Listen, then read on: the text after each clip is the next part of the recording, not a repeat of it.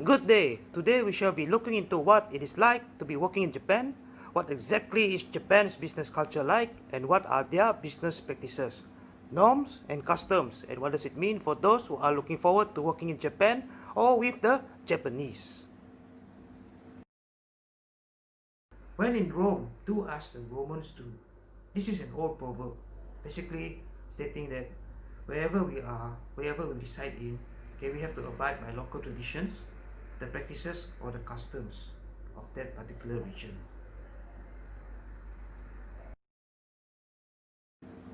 In this era of globalization, forecast shows that by the year 2030, the global labor market is predicted to reach 3.5 billion people.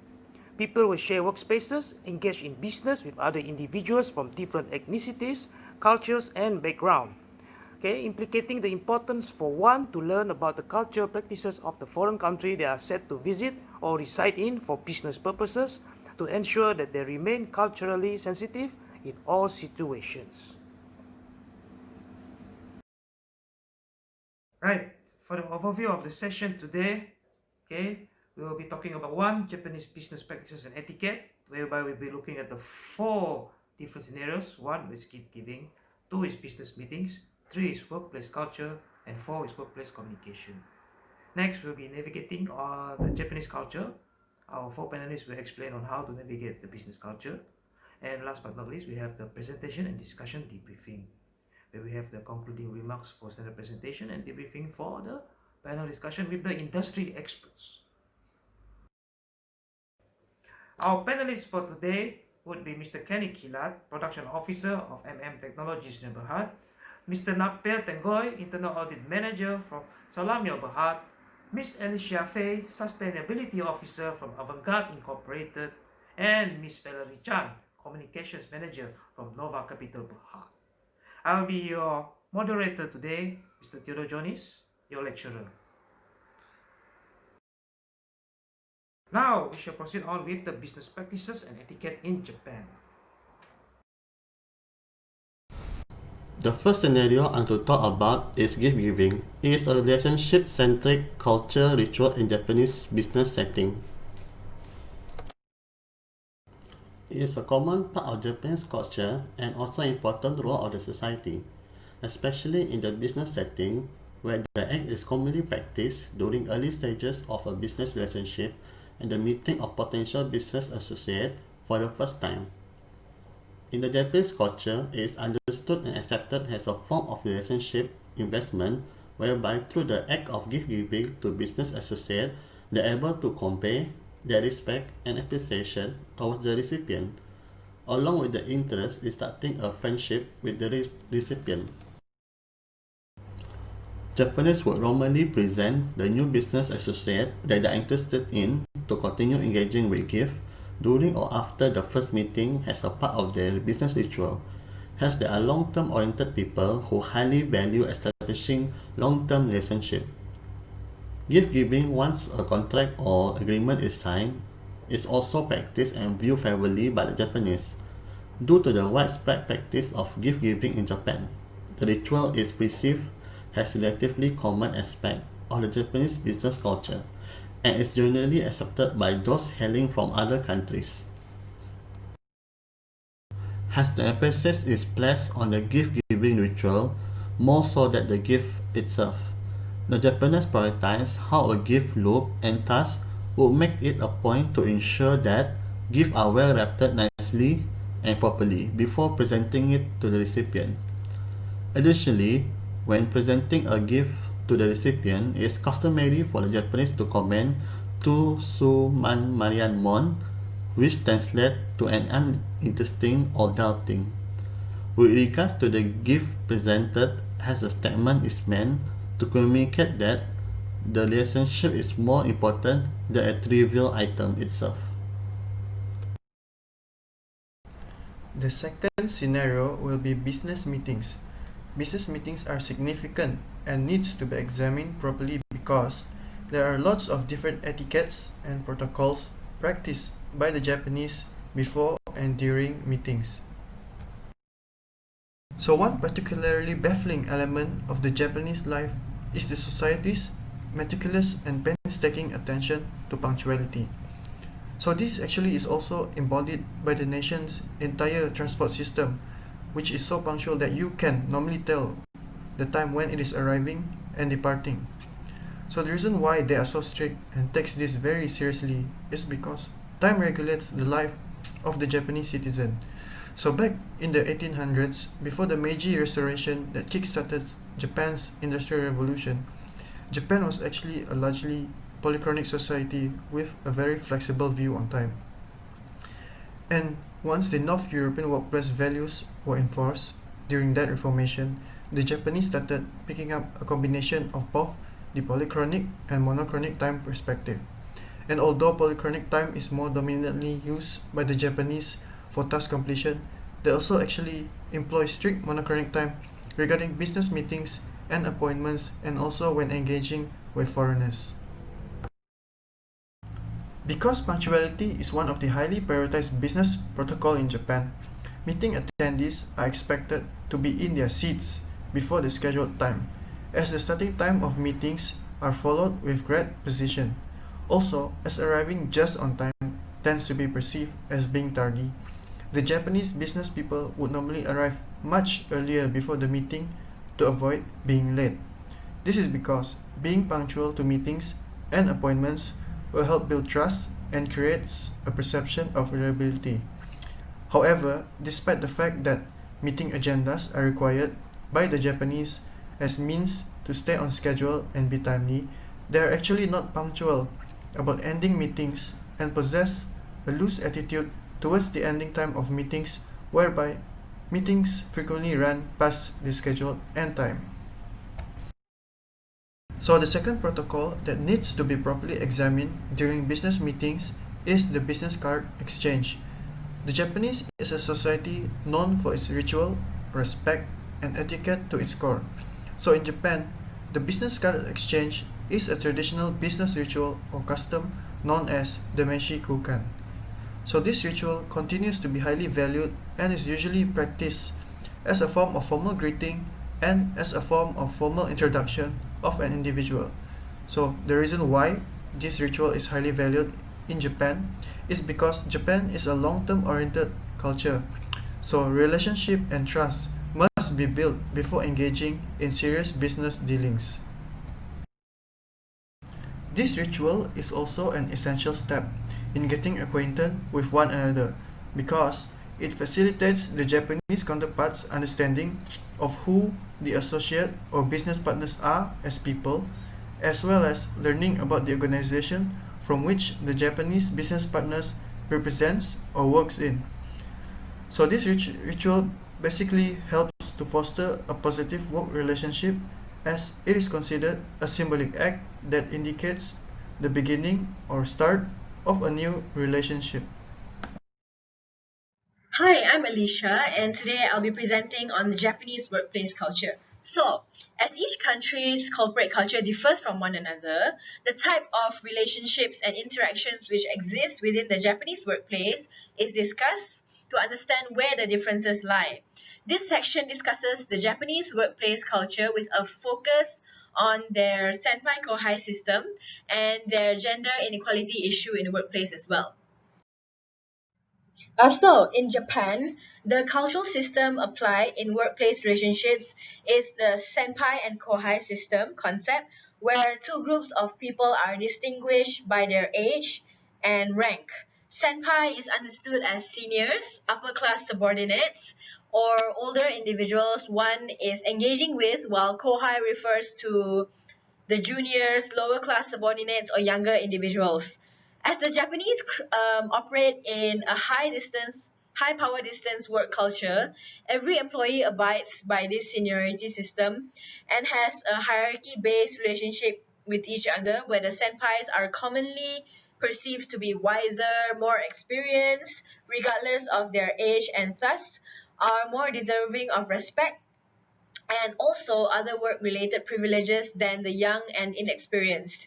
Due to this hierarchical workplace system, Kohais have little to no influence in the decision making processes and are expected to actually be submissive by obediently following and accepting any directives and decisions made by their senpais without questioning them. However, from the collectivist perspective, senpais are noted as individuals who are worth building relationships with, as they not only have greater influence in the workplace but are also knowledgeable and obliged to be ever ready in guiding and supporting kohais in the workplace, acting as their, well, you could say, mentor who helps facilitate their adjustment to the organization and their performance as well, to enable the organization to succeed as a whole. Despite Japan being such a developed country, they still face huge gender inequality issues in their workplace, having ranked so poorly in the recent World Economic Forum Global Gender Gap Index due to the persistence of age-old gender norms in the Japanese society. Japan is such a male-dominated society that majority senior and leadership positions in the country are held by men and men only, while women only make up to 13% of managerial positions in the Japan workforce, and 3/4 of Japanese firms do not even have female senior executives. So moving on, although a 2015 law made it compulsory for larger Japanese firms to set targets for employing women and to disclose the results, the absence of penalty for inaction contributes to the persistent discrimination women experience in the Japanese labor market. In the Japanese workplace, women have little opportunity for career advancement and are rarely able to attain similar levels of authority and income as possessed by men. Due to the biases and societal expectations on women to only partake in household-related work, women are either employed into lowly positions or are subjected to other forms of misogynistic and sexist treatment by their male colleagues and superiors, such as, having their directives and opinions dismissed most of the times, their decisions questioned and rejected on the basis that just because they are women, and also receiving inappropriate requests or treatment from their male counterparts. Thank you, Alicia. Another element in Japan's cultural practices that is important to note relates to the communication scenario within the Japanese workplace, such as their usage of honorifics and their verbal and nonverbal communication style. In Japan's hierarchical and respect-centric culture, one does not simply call others by their first names, but will actually address each other by their last name or family name, followed by an honorific title or with the suffix san, which translate to Mr., Mrs., or Miss. But in the Japanese business setting, the suffix san is commonly used among employees as it is considered to be a gender-neutral and versatile term. However, in more conservative companies, the Japanese are usually addressed by their titles rather than their names, such as Bucho-san, which is understood as the head of department or manager. The suffix sama is also used to address individuals of higher ranks in the workplace with an extra level of respect as compared to the term san, while suffixes such as kun or chan are used more informally with close friends or people outside of the workplace when they are just socializing as normal. Moving on to the Japanese people's verbal and nonverbal communication styles. In Japan's collectivistic culture, the term wa, or harmony, is one of the core principles that engendered the belief that working in harmony is a prerequisite for greater productivity. Thus, the concept of face is pivotal in the Japanese high-context communication culture, where key points in communication are indirectly delivered through a message's context to create a more conflict-avoiding culture. Next, indirect communication is practiced in the Japanese workplace, even in the face of disagreements. This is to create a courteous and face-preserving environment whereby coworkers, they typically refrain from voicing friction-causing opinions, from openly rejecting or refusing requests, and they typically utilize ambiguous speech and understatements when they talk to each other. And in the case of an unpleasant topic having to be discussed during conversation, the Japanese, they would do it privately while ensuring that the message is conveyed courteously and respectfully so that the face of the receiver is actually saved. Additionally, nonverbal communication in Japan is highly significant as the speaker's tone, posture, and expression are relied upon to gauge a message's true meaning. Japanese people typically nod out of politeness when listening to show acknowledgement to what is said. And they have a habit of lowering or averting their gazes to be courteous and respectful because prolonged eye contact in Japan actually conveys aggression and tends to make Japanese people very, very uncomfortable. So other than that, Japanese people would also pause for a moment and have a moment of silence before responding when conversing and interacting with others in the workplace, so that this indicates that appropriate thought and consideration has been given to reflect respect and politeness. Some nonverbal cues that may indicate apprehension, disagreement, or rejection from the Japanese include actions like inhaling through the teeth, putting a hand at the back of one's neck, frowning, or even scratching the back of one's head. Interestingly though, when people smile and laugh, it usually indicates happiness. But when the Japanese does it, they can actually use it sometimes as a way to mask awkwardness, a lack of understanding, a lack of interest, disapproval when conversing with others. So this is actually done to make the interaction less awkward, tense, or negatively charged. Thank you. Conclusively, those interested in doing business in Japan should be aware of the country's cultural practices in order to remain culturally sensitive in different business scenarios.